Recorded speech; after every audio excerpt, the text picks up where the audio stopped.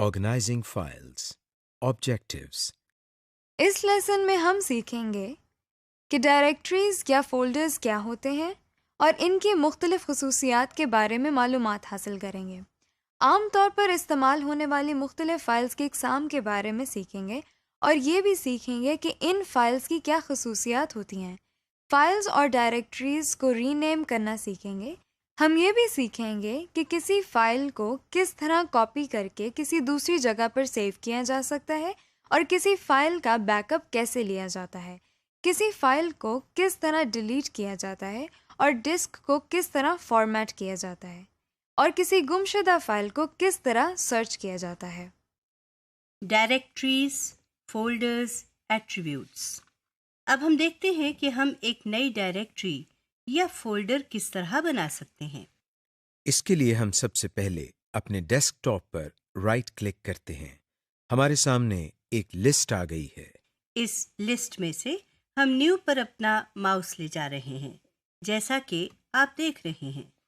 इस नई आने वाली लिस्ट में आप बहुत से आइकॉन्स बने हुए देख सकते हैं। इस लिस्ट में सबसे ऊपर आप फोल्डर लिखा हुआ देख सकते हैं। इस पर क्लिक करने से हमारे सामने एक फोल्डर बन गया है। इसी तरह हम इस नए बनाए गए फोल्डर को डबल क्लिक करके ओपन करते हैं। इस फोल्डर के अंदर हम राइट क्लिक करते हैं तो हमारे सामने वही लिस्ट दोबारा आ जाती है। इस लिस्ट में से हम फिर से न्यू पर अपना माउस लेकर जाते हैं तो हमारे सामने वही आइकॉन्स वाली लिस्ट दोबारा आ जाती है। इस तरह हम एक फोल्डर के अंदर मजीद फोल्डर्स बना सकते हैं। अब हम किसी फोल्डर की प्रॉपर्टीज देखना सीखते हैं। सबसे पहले हम उस फोल्डर पर राइट क्लिक करते हैं। सामने आने वाली लिस्ट में हम सबसे आखिरी ऑप्शन जिस पर प्रॉपर्टीज लिखा है उस पर क्लिक करते हैं। प्रॉपर्टीज पर क्लिक करते ही हमारे सामने एक विंडो खुल गई है। ये विंडो हमारे बहुत काम की विंडो है। आप देख सकते हैं कि इस विंडो के टाइटल बार में फोल्डर के नाम के साथ प्रॉपर्टीज लिखा है। इस विंडो में आप एक फोल्डर का निशान बना हुआ देख रहे हैं। इस फोल्डर के निशान के सामने इस फोल्डर का नाम लिखा हुआ है। इस फोल्डर के निशान के नीचे आप इस फोल्डर के बारे में तमाम मालूमात हासिल कर सकते हैं। मिसाल के तौर पर आप इस फोल्डर की टाइप देख सकते हैं। इसके अलावा आप इस फोल्डर की अपने कंप्यूटर पर लोकेशन भी देख सकते हैं, यानी ये फोल्डर आपके कंप्यूटर पर कहाँ पड़ा हुआ है। आप इसी विंडो में लोकेशन के नीचे साइज लिखा हुआ देख रहे हैं। यह आपको बताता है कि जिस फोल्डर की प्रॉपर्टीज आप देख रहे हैं उस फोल्डर का साइज कितना है। साइज ऑन डिस्क आपको बताता है कि इस फोल्डर ने आपके कंप्यूटर पर कितनी जगह ली है। इसके नीचे आप कंटेंट्स लिखा हुआ देख रहे हैं। यहाँ से आप देख रहे हैं कि इस फोल्डर में कितनी मजीद फाइल्स और फोल्डर्स हैं। कंटेंट्स के नीचे क्रिएटेड लिखा है। यह हमें बताता है कि ये फोल्डर किस तारीख को कितने बजे बनाया गया था। Most widely used types of files. अब हम कुछ ऐसी फाइल्स देखते हैं जो हमारे इस्तेमाल में बहुत ज़्यादा आती हैं। इन फाइल्स के आइकॉन्स की पहचान आपके लिए बहुत ज़रूरी है। हम डेस्कटॉप पर दोबारा राइट क्लिक करते हैं और फिर अपने माउस को न्यू पर ले जाते हैं। हमारे पास एक और लिस्ट आ गई है। इस लिस्ट में आप एक आइकॉन देख रहे हैं जिस पर W लिखा है। ये आइकॉन हमेशा माइक्रोसॉफ्ट वर्ड के लिए इस्तेमाल किया जाता है। इस आइकॉन के सामने माइक्रोसॉफ्ट वर्ड डॉक्यूमेंट लिखा भी हुआ है। किसी फाइल या फोल्डर के अंदर अगर राइट क्लिक किया जाए तो माउस को न्यू पर ले जाने से हम ये लिस्ट देख सकते हैं। किसी भी जगह माइक्रोसॉफ्ट वर्ड में कोई डॉक्यूमेंट बनाना हो तो उस डॉक्यूमेंट के सामने जो आइकॉन बना हुआ आएगा वो बिल्कुल वैसा ही होगा जैसा आपने अभी मुलाहजा किया।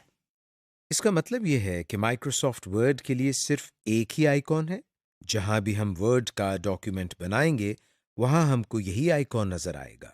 बिल्कुल इसी तरह जिस तरह हमारे पास वर्ड प्रोसेसिंग के लिए एक आइकॉन है, उसी तरह हमारे पास स्प्रेडशीट्स के लिए भी एक आइकॉन मौजूद है। जिस लिस्ट में हमने माइक्रोसॉफ्ट वर्ड के लिए आइकॉन देखा था, उसी लिस्ट में हम माइक्रोसॉफ्ट एक्सेल वर्कशीट लिखा हुआ देख सकते हैं। इसके सामने क्रॉस बना हुआ है। जहां भी हम माइक्रोसॉफ्ट एक्सेल की स्प्रेडशीट्स बनाना चाहते हैं, वहां यही क्रॉस का आइकॉन बना हुआ आता है। स्प्रेडशीट्स और वर्ड प्रोसेसिंग की तरह डेटाबेसेस के लिए भी हमारे पास एक आइकॉन है। इस लिस्ट में आप माइक्रोसॉफ्ट एक्सेस डेटाबेस लिखा हुआ देख सकते हैं। हम माइक्रोसॉफ्ट एक्सेस को डेटाबेस बनाने के लिए इस्तेमाल करते हैं। इसके सामने बने हुए आइकॉन की पहचान भी कर लें। ये एक डब्बे के अंदर ए लिखा हुआ है। हमारे पास प्रेजेंटेशंस के लिए भी एक सॉफ्टवेयर मौजूद है। आप माइक्रोसॉफ्ट पावरपॉइंट प्रेजेंटेशन लिखा हुआ देख सकते हैं। जो आइकॉन इसके सामने बना हुआ है, ये हमेशा प्रेजेंटेशन डॉक्यूमेंट्स के लिए ही इस्तेमाल होता है। इन सब एप्लीकेशंस को मजीद डिटेल से हम बाद में देखेंगे। File attributes. अभी हमने फोल्डर्स के एट्रीब्यूट्स देखे। अब हम फाइल्स की प्रॉपर्टीज और एट्रीब्यूट्स देखते हैं। इसके लिए हम डेस्कटॉप पर एक फाइल बनाते हैं। फाइल बनाने के लिए हम डेस्कटॉप पर राइट क्लिक करते हैं और न्यू पे माउस ले जाते हैं। इस लिस्ट में से हम किसी भी एप्लीकेशन पर क्लिक करते हैं। मिसाल के तौर पर हम माइक्रोसॉफ्ट वर्ड का एक डॉक्यूमेंट बनाते हैं। अब इस फाइल पर हम राइट क्लिक करते हैं और प्रॉपर्टीज पर क्लिक करते हैं। हमारे पास बिल्कुल वैसा ही डायलॉग बॉक्स खुल गया है जैसा फोल्डर की प्रॉपर्टीज के लिए खुला था। यहाँ पर सबसे पहले न्यू माइक्रोसॉफ्ट वर्ड डॉक्यूमेंट लिखा हुआ है। अभी चूंकि आपने इस फाइल का कोई नाम नहीं दिया, इसीलिए कंप्यूटर ने खुद ही इस फाइल का नाम न्यू माइक्रोसॉफ्ट वर्ड डॉक्यूमेंट रख दिया है। यहाँ पर आप अपनी मर्जी का नाम लिख सकते हैं और कंप्यूटर इस फाइल का नाम तब्दील कर देता है। आइए इस फाइल का नाम तब्दील करके माय डॉक्यूमेंट रखते हैं। हम सबसे पहले इस टेक्स्ट बॉक्स में माउस से क्लिक करते हैं और उसके बाद बैक स्पेस का बटन दबाते हैं। अब इस टेक्स्ट बॉक्स में लिखा हुआ सब कुछ मिट चुका है। यहाँ हम टाइपिंग शुरू करते हैं और माई डॉक्यूमेंट लिखते हैं। माय डॉक्यूमेंट लिखने के बाद हम एंटर दबाते हैं। आप देख सकते हैं कि फाइल का नाम तब्दील हो चुका है। इस फाइल की मजीद कुछ प्रॉपर्टीज देखने के लिए हम दोबारा इस फाइल पर राइट क्लिक करते हैं और प्रॉपर्टीज पर क्लिक करते हैं। नाम वाले टेक्स्ट बॉक्स के नीचे आप टाइप ऑफ फाइल लिखा हुआ देख रहे हैं।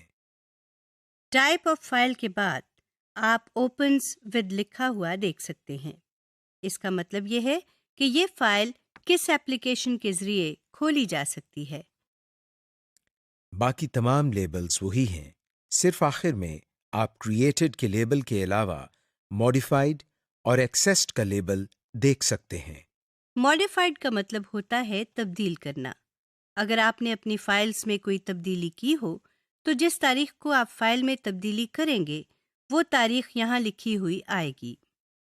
एक्सेस्ड के लेबल से आप देख सकते हैं कि इस फाइल को आखिरी दफा कब खोला गया था।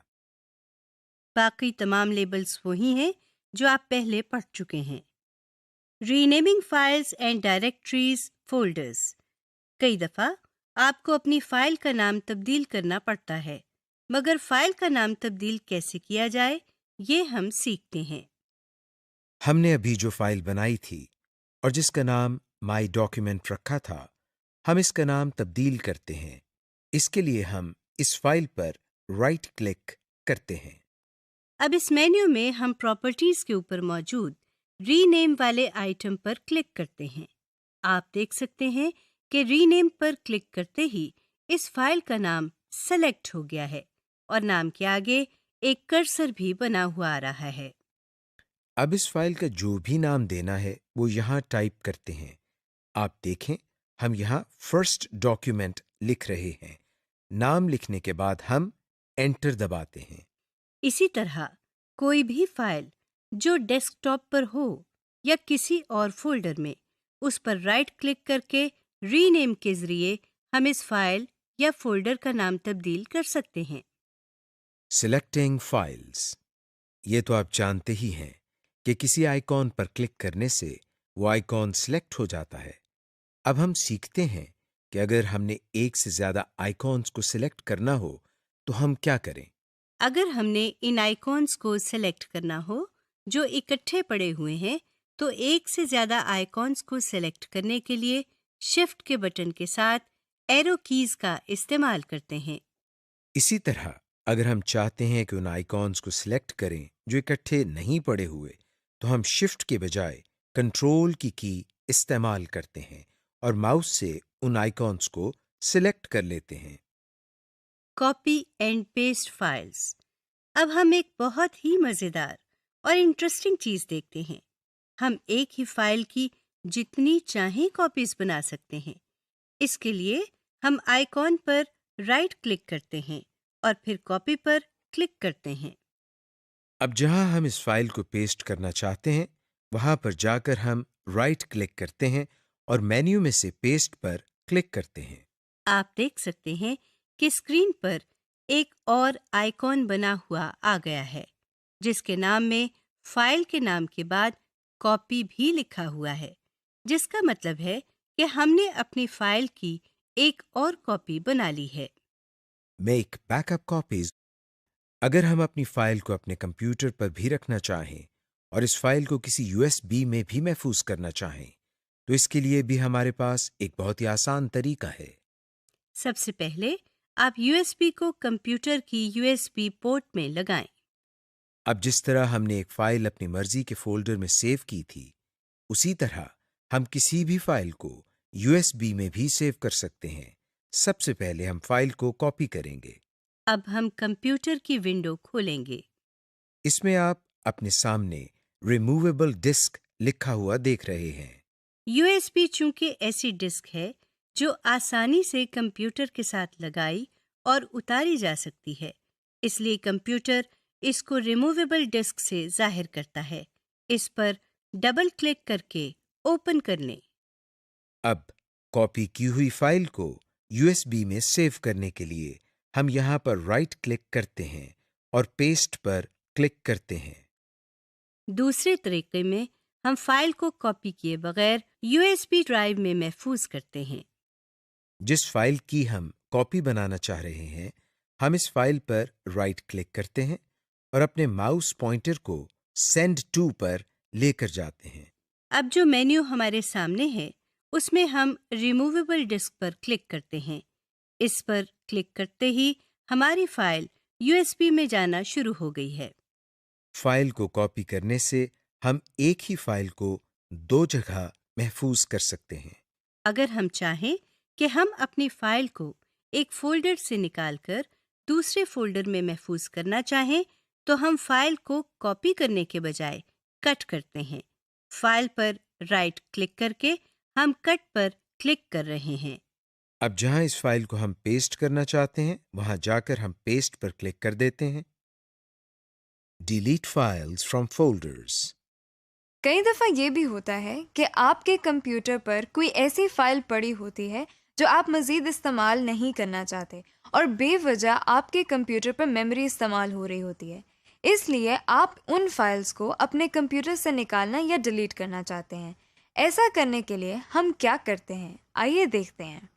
जिस फाइल को हम डिलीट करना चाह रहे हैं, इस पर राइट क्लिक करके हम डिलीट पर क्लिक करते हैं। डिलीट करते ही हमारे सामने एक मैसेज आता है, जिसमें कंप्यूटर हमसे पूछता है कि क्या हम वाकई फाइल को डिलीट करना चाहते हैं या नहीं। अगर हम यस पर क्लिक करें, तो फाइल हमारे फोल्डर से निकलकर रिसाइकिल बिन में चली जाती है, और अगर हम नो पर क्लिक करें, तो कंप्यूटर इस फाइल को डिलीट नहीं करता। इस वक्त हम यस पर क्लिक कर रहे हैं। फाइल को डिलीट करने के लिए हम उस पर सिंगल क्लिक करने के बाद कीबोर्ड से डिलीट का बटन भी दबा सकते हैं। जिस तरह हम एक फोल्डर में से किसी फाइल को डिलीट करते हैं, उसी तरह हम पूरे फोल्डर को भी डिलीट कर सकते हैं। फोल्डर पर राइट क्लिक करके हम डिलीट पर क्लिक करते हैं। कंप्यूटर एक दफा फिर पूछता है कि क्या हम वाकई फाइल को डिलीट करना चाहते हैं या नहीं। हम यस पर क्लिक करते हैं क्योंकि हम इस फोल्डर को डिलीट करना चाहते हैं। फॉर्मेट ए ड्राइव। अब हम एक बहुत ही मुनफरिद और दिलचस्प काम सीखते हैं। ये तो आप जानते ही हैं कि USB क्या होती है। USB पर आप अपना किया हुआ काम महफूज करके कहीं भी ले जा सकते हैं।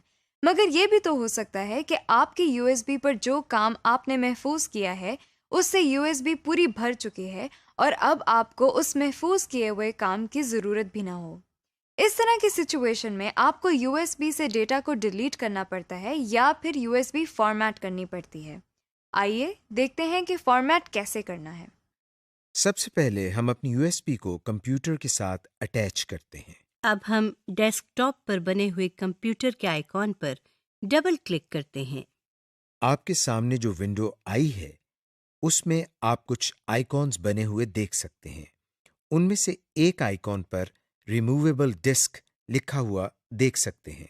इसी आइकॉन पर हम राइट क्लिक करते हैं। आप अपनी स्क्रीन पर एक मेन्यू देख सकते हैं। इस मेन्यू में एक फॉर्मेट का आइटम भी मौजूद है। हम इस आइटम पर क्लिक करते हैं। हमारे सामने एक छोटा सा डायलॉग बॉक्स आ गया है। इसमें कैपेसिटी के नीचे एक ड्रॉप डाउन मेन्यू है जहां से आप इस USB का साइज सेलेक्ट कर सकते हैं। अमूमन आपको साइज सिलेक्ट करने की जरूरत नहीं पड़ती। कंप्यूटर खुद ही सही साइज सिलेक्ट कर देता है। बाकी दोनों ड्रॉप डाउन मेन्यूज के बारे में हम बाद में आपको बताएंगे। वॉल्यूम लेबल के नीचे रिमूवेबल डिस्क लिखा हुआ है। इसको मिटाकर आप अपनी मर्जी से इसका नाम माई USB टाइप करते हैं। फॉर्मेट ऑप्शंस के नीचे क्विक फॉर्मेट पहले से ही सिलेक्टेड है। फॉर्मेटिंग शुरू करने के लिए हम सबसे नीचे बने हुए स्टार्ट के बटन पर क्लिक करते हैं तो कंप्यूटर हमें एक वार्निंग देता है कि अगर आपने USB फॉर्मेट की तो इसमें मौजूद सारी फाइल्स और फोल्डर्स डिलीट हो जाएंगे। हम ओके का बटन प्रेस करते हैं। आप देख रहे हैं कि USB फॉर्मेट होना शुरू हो गई है और कुछ देर में ये अमल मुकम्मल हो जाता है और हमारे सामने फॉर्मेट कंप्लीट का मैसेज आ जाता है। अब हम डेस्कटॉप से कंप्यूटर के आइकॉन पर डबल क्लिक करते हैं तो हम देखते हैं कि हमारी USB का नाम माई USB हो गया है। अब इस पर डबल क्लिक करके इसको ओपन करते हैं तो ये देखें इसके अंदर कोई डाटा नहीं है। सब फाइल्स और फोल्डर्स डिलीट हो गए हैं। सर्चिंग। किसी भी फाइल को ढूंढने के लिए हम कंप्यूटर के आइकॉन पर डबल क्लिक करते हैं। अब जिस फोल्डर या डायरेक्टरी में से हमने फाइल को सर्च करना है, बाएं तरफ नेविगेशन पैन से उस डायरेक्टरी या फोल्डर को सेलेक्ट करते हैं जैसे हमने कंप्यूटर को सेलेक्ट किया हुआ है। अब इस विंडो में ऊपर यहाँ सर्च के बॉक्स में सर्च कंप्यूटर लिखा हुआ नजर आ रहा है। इसमें क्लिक करके फाइल का नाम टाइप करें। हम यहाँ माय फर्स्ट फाइल लिखते हैं। आप देख सकते हैं नीचे प्रीव्यू पैन में इस नाम की फाइल निकलकर हमारे सामने आ गई है। इस फाइल के नीचे इसकी लोकेशन भी लिखी हुई है। यानी कंप्यूटर में जहाँ ये फाइल सेव की गई थी उसका पाथ भी नजर आ रहा है। इस तरह हम किसी भी फाइल को आसानी से ढूंढ सकते हैं। समरी। इस लेसन में हमने पढ़ा कि फोल्डर्स क्या होते हैं, हम किस तरह फोल्डर्स बनाते हैं और किस तरह फोल्डर्स के अंदर मज़ीद फोल्डर्स बनाए जाते हैं। किस तरह हम एक फ़ाइल का नाम देख सकते हैं और वो तारीख देख सकते हैं जिस तारीख को वो फ़ाइल बनाई गई थी। इस लेसन में हमने मुख्तलिफ़ इक़साम की फ़ाइल्स के आइकॉन्स की पहचान भी की जिनमें एक्सेल, वर्ड, एक्सेस और पावर पॉइंट शामिल हैं। हमने ये भी सीखा कि किस तरह किसी फ़ाइल या फ़ोल्डर का नाम तब्दील किया जा सकता है, किस तरह हम फाइल्स को सिलेक्ट करते हैं चाहे वो फाइल्स एक साथ हों या मुख्तलिफ जगहों पर मौजूद हों। हमने ये भी सीखा कि फाइल्स को एक जगह से किस तरह कॉपी किया जाता है और फिर किस तरह अपनी मर्जी की जगह पर पेस्ट किया जाता है। इस लेसन में हमने फाइल्स और फोल्डर्स को कट करके पेस्ट करना भी सीखा। फिर हमने ये भी सीखा कि किसी फाइल या फोल्डर को USB पर किस तरह कॉपी किया जाता है। हमने फाइल्स और फोल्डर्स को डिलीट करना भी सीखा और USB को फॉर्मेट करना भी सीख लिया। इसके बाद हमने अपने कंप्यूटर पर फाइल्स को ढूंढने का तरीका भी सीखा।